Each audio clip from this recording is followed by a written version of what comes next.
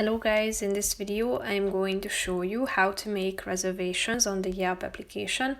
But first I just want to mention, don't forget to subscribe to my channel because at 10,000 subscribers I am going to show you my whole YouTube revenue statistics and growth strategy, how to make money online. Now let's jump into it. First of all, open the application on your phone.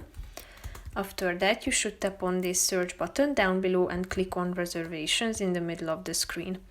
Then you should enter your location into this search bar down below. Here you can apply filters if you want to and select the date by tapping on this pencil icon on the right side, so you can select the number of guests, the date and the time. Then click on the Find Tables button down below and you will be able to check out the results. Here you can see them. You can also sort them by these options. Click on the relevant one. Scroll down and here you can select from the reservation options. Click on a time.